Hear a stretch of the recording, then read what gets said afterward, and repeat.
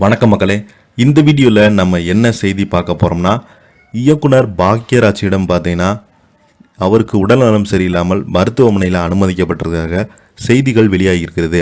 அது மட்டும் இல்லாமல் பாக்யராஜ் அவர்களை நேரில் சந்தித்து அவரிடம் உடல்நலம் விசாரிச்சுட்டு வந்திருக்காங்க ராதிகா. அது மட்டும் இல்லாமல் அவங்க முதல்ல சந்தித்த அனுபவங்களை குறித்து ராதிகா பார்த்தீங்கன்னா இப்போது பேட்டி கொடுத்துருக்காங்க. வாங்க என்ன தகவல் என்ன செய்தின்னு இந்த வீடியோவில் முழுமையாக பார்த்து தெரிஞ்சுக்கலாம். அதுக்கு முன்னாடி முதன்முறையாக நம்ம சேனலை பார்க்குறீங்கன்னா சப்ஸ்கிரைப் பண்ணாதவங்களாம் சப்ஸ்கிரைப் பண்ணிக்கோங்க. பெல் பட்டன் சிம்பல் அமைக்கி நம்ம சேனலோட நோட்டிஃபிகேஷனை எனபிள் பண்ணிக்கோங்க. நாங்கள் போடுற வீடியோ உங்களுக்கு உடனுக்குடனே வந்து சேருவோம்.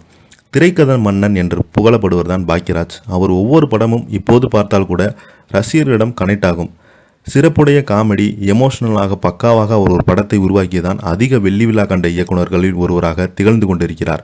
இயக்கம் நடிப்பு மட்டுமின்றி இல்லாமல் இசையமைப்பாளராக தனி முத்திரை வைத்தவர் தான் பாக்யராஜ். இந்த சூழலில் அவரை ராதிகா திட்டியது குறித்து பார்க்கலாம்.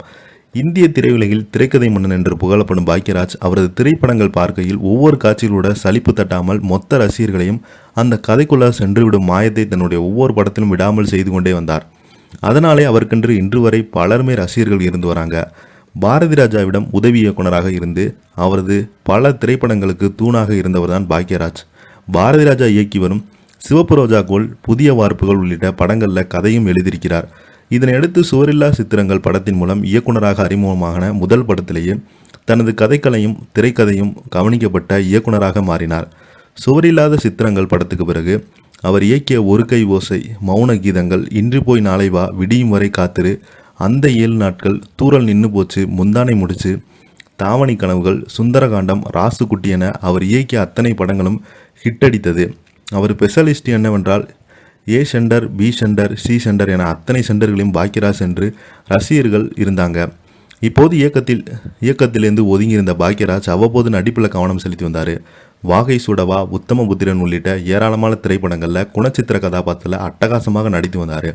இந்த சீரியலில் கிழக்கே போகும் ரயில் படத்தின் ஷூட்டிங் பாட்டில் பாக்யராஜுக்கும் ராதிகாவுக்கும் நடந்த ரகளை சம்பவங்கள் குறித்து தெரிய வந்திருக்கிறது. அதாவது கிழக்கே போகும் ரயில்கள் ராதிகாவின் முதல் படம். அந்த படத்தில் பாக்யராஜ் அவர்கள் உதவி இயக்குனராக ராதிகாவுக்கு வசனம் சொல்லிக் கொடுப்பது பாக்யராஜ் தானாம். ஒரு முறை வசனம் சொல்லிக் கொடுக்கும்போது வேண்டுமென்றே ராதிகா கிண்டல் செய்து விட்டாங்களாம். உடனடியாக பாரதி ராஜாவிடம் சென்று பாக்யராஜ் நான் சொன்னாலும் அந்த புள்ள கேட்க மாட்டேங்குது சொன்னாராம். உடனே ராதிகாவை அழைத்து பாரதி ராஜா என்னம்மா அவன் என்ன சொன்னாலும் கேட்க மாட்டேங்கிறாமலாம் சொல்ல, இல்லை சார் நான் அவர் வேண்டுமென்றே சொல்கிறார் ராதிகா. உடனே ராதி ராஜா எங்கே வசனத்தை சொல்லு பார்ப்போம் என்று கூறியவுடன் வசனத்தை சொல்லி முடித்தாங்களாம். அதனை பாக்யராஜ் ஒரே மாதிரியாக பார்த்தாராம். அந்த சமயத்தில் இவர் ஸ்டூபிட் என்று சில வார்த்தைகளை ஆங்கிலத்தில் திட்டாங்களாம். சிறிது நேரம் கழித்து பாக்யராஜிடம் சென்ற ராதிகா, என்ன ராஜா அப்படி தான் அழைப்பாங்களா, ரொம்ப திட்டினாங்களா என்று கேட்க, அதற்கு பாக்யராஜ் விடு இங்கிலீஷில் தானே திட்டினேன், எனக்கு ஒன்றுமே புரியலை என்று கேஷுவலாக எடுத்துக்கொண்டாராம். இதனை ராதிகா ஒரு பேட்டியில் பகிர்ந்து கொண்டிருக்காங்க. இதை பற்றி நீங்கள் என்ன எனக்கு கீழே உள்ள கமெண்ட் பாக்ஸில் மறக்காமல் பதிவிடுங்க. நன்றி.